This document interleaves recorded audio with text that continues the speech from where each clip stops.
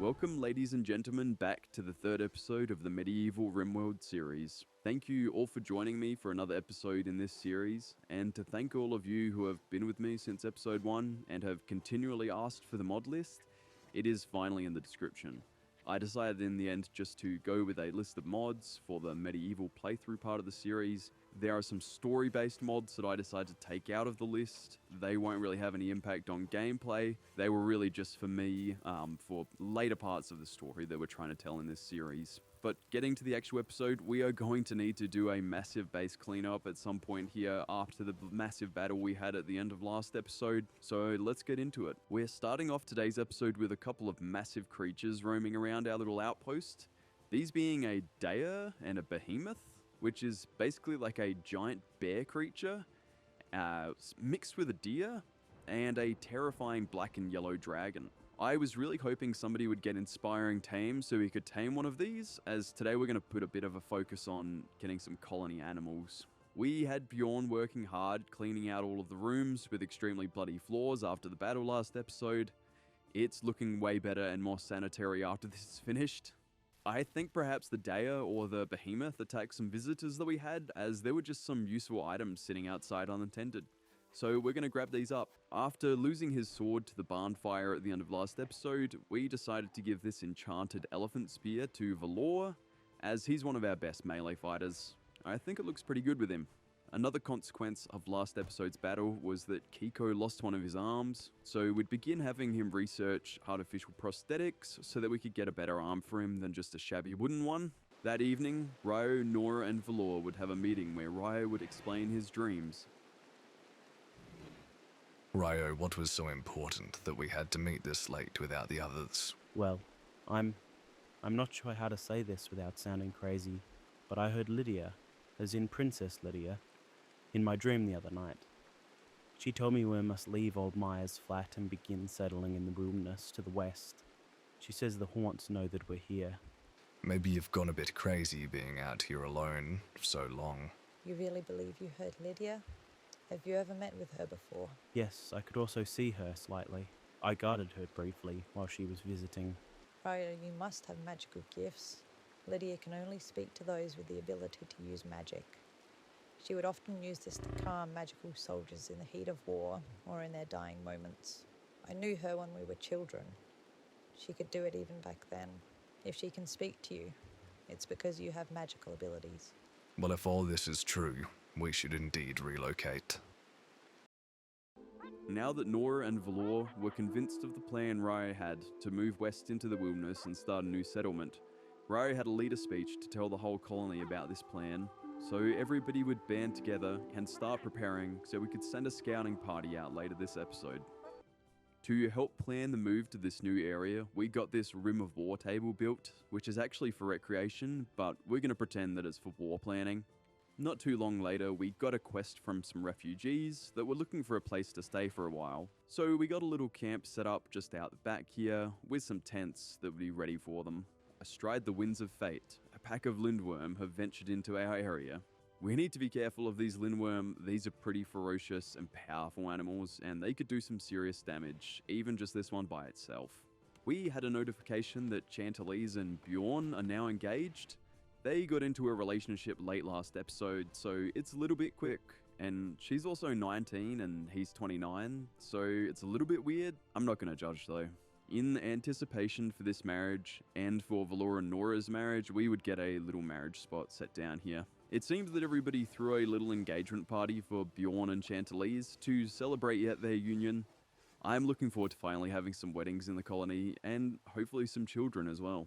The party was definitely over when we had a notification that the lindworm was now hunting Ryo. We got everybody together as we'd need everybody to take on this beast. We would retreat as it approached, with our archers attacking, and when we had an opportunity we let Ernest unleash his spirit wolves, which was our signal to storm in and attack. Lindworm down, off to the chopping board, and time for some lindworm steaks for dinner. I think now's a good time as well, just to mention that Ernest is actually Martin from last episode.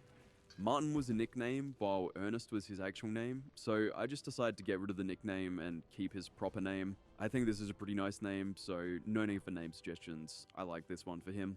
Now that the danger was over, we could finish up this little area for our refugees, and they would arrive shortly after. It seems they came just in time to see Valora and Nora get married. I was so happy for them to finally tie the knot, as they've been together for ages, and they've been through so much together. The ceremony was beautiful, and everybody would party long into the night afterwards. We got their room arranged as well so they could finally sleep together. We would also put our new refugees to some good use, having them do some mining, as a few of them were dirt moles. They were really good at this. Not long later, Chantilly's contracted the plague. I really thought she was going to die here, but somehow she managed to gain immunity just in time, probably within seconds of dying. She was so close, in fact, that the infection was actually showing 100%. Anyway, after this real close brush with death, I saw her in the crypt, probably contemplating how close she was to joining some of our other members in there. We had a House Soren trade caravan come in, and we decided to sell them off a few of our weapons that we don't really need, and we decided to buy our first combat animal, a grizzly bear that would have Ernest start training. Next up, we'd have Valor work on a small section of the prison for the base. We may not really use this as we're leaving soon, but just in case we get a raid, it's good to have. Plus, at some point, we may return to Old Myers Flat and use it. We then finally got rid of these 2 cactus creatures that we were keeping, and we got a couple of cool books in return that will help with learning cooking and help with our recreation. I should also mention that I stopped recording to go to bed, actually, and when I came back the next day and reloaded, the refugees had despawned. I did get a notification later that they were going to betray me, so perhaps it's better that they just left. For the purposes of story, we're just going to say that they decided to leave early. We'll stop here for a second to put a couple of skill points into Ernest's magical abilities. We'd give him a couple of points into the pack leader ability to improve his spirit wolf casting, and would also give him a point into his focus, which decreases the amount of mana he needs for spell casts. Next, we did a quick upgrade in our kitchen, swapping the butcher's block for a proper table, while outside we began setting up some tanning racks for our animal hides so we could get some leather and start clothes production. Back inside, we'd keep working on the recreation room by adding a Tarocco table, which I am guessing is some sort of poker-like game from the medieval era. Seems Garout would test it out, and he seemed to enjoy playing by himself. We were continuing to try to get Ernest's animal skill leveled up a little bit by having him tame some random creatures for our farm and train his bear, so that we could potentially get him to tame some of these spider creatures that were giving us so many issues in the previous episodes. We attempted to have him tame a Feralisk, but it backfired, and so we had to unleash a Spirit Wolves. I think later he ended up taming one of those web connects. I was pretty disappointed when I later realized that they aren't actually trainable, so it's actually pretty useless. We would collect some steel from some nearby ruins so that we could finish building the styling station, and we had Nora start testing out some styles. I'm hoping that maybe later this episode or next episode we can start to put a bit of a cohesive style together to look like a proper medieval clan. I had Ryo tame a direwolf at some point and he'd continue training it. I think we'll make this his little sort of personal protective guard. Out the front of the base, we had this small iron formation that we wanted to get rid of because we wanted to build a little house here. And as we struck into it, a massive iron golem broke out of the stone and started to attack Garout. We had our colonists form together and begin retreating so we could get Ernest over and use the Spirit Wolves. When he finally got over, we unleashed the Spirit Wolves and they began rushing in, and we began rushing in to stop the Golem's rampage. During the course of the battle, Kiko lost his second arm, so he's just going to be walking around absolutely armless, so he can't really do anything for us at the moment. Where the formation was, we began to construct this small house. We wanted this for Ernest, as he's becoming a pretty special character in this playthrough. Being our shaman, we wanted to have him somewhere a bit closer to nature and to the animals. It was finally time for Bjorn and Chantilly's marriage ceremony, so everybody gathered together to celebrate. I'm really glad that we're starting to have some couples in this little group. Unfortunately, Kiko couldn't attend the marriage ceremony as he was recovering from the first of 2 surgeries he would have to give him some wooden arms. I'm glad he can finally do research for us again. We were having Ryo craft some padded surcoats and some of these leather mantles, and you can see Kiko modeling one of the mantles here. They look a little bit tribal, but I still think they fit the aesthetic we're going for. With all the love in the air, it seems Nora has fallen pregnant with the first baby of our colony. I and Valor were both so excited that we had him go and create a small crib for the child right away. Now, speaking of love and families, we wanted to build Bjorn and Chance a bed so that they could possibly have a baby of their own and we could continue expanding our colony. Let's just say they don't play around. Chantalise was pregnant pretty much straight away. To help with moving everything to the new base location that we're going to discover today, I was really happy when some Muffalo began wandering in, as they'll be helpful transporting a bunch of items to the new base. That evening we got a raid from the Haunt Dynasty, and apparently one of their bowmen was Bjorn's uncle. That doesn't mean he's going to show us any mercy though, so we decided to start hiding behind Ernest's hut to escape their bow fire, before rushing out and beginning to cut them down.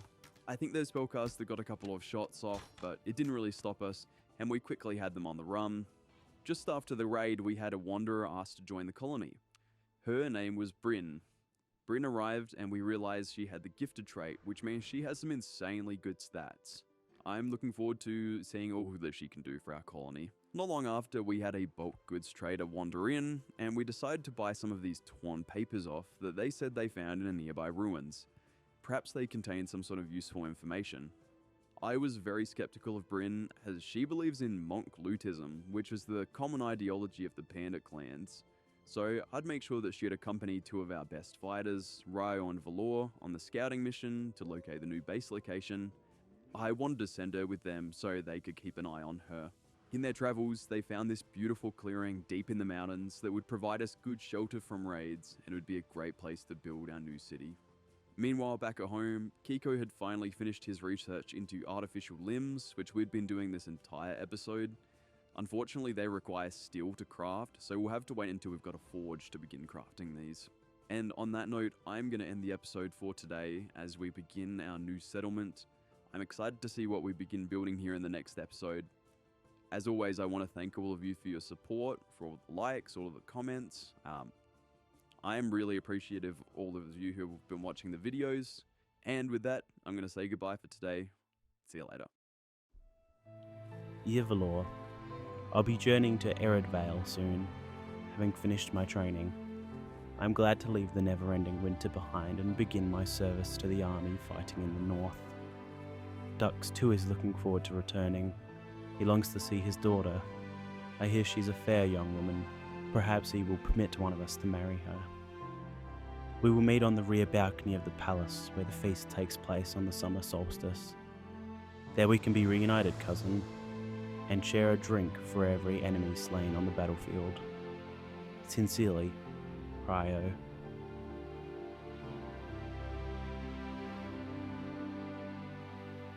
My apologies for interrupting. I didn't realize anybody would be here. It's okay. I could use some company. What's your name, stranger? Vondor, but most people know me as Valor. And you are? Nora. It's lovely to meet you, Nora. Are you waiting for somebody? My father. But I just received word that his caravan was ambushed. I'm very sorry to hear that.